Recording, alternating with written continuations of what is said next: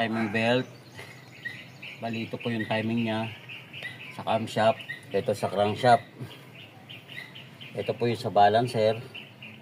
Yan po yung mga timing niya. Yan po ang pinaka ano na timing niya. Oil pump. Ayan po ang timing niya. Yung sa taas ito po yung ano niya. Tapos pupunta po tayo dito. Magtatapit tayo. Ang sukat ng tapit 8 Gs.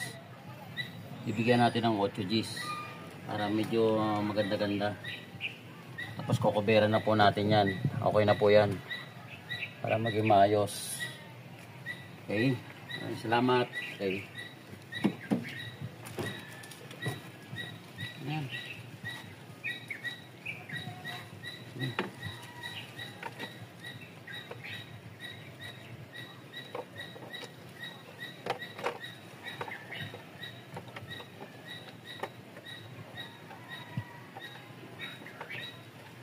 Hirap pag walang kasama ka to.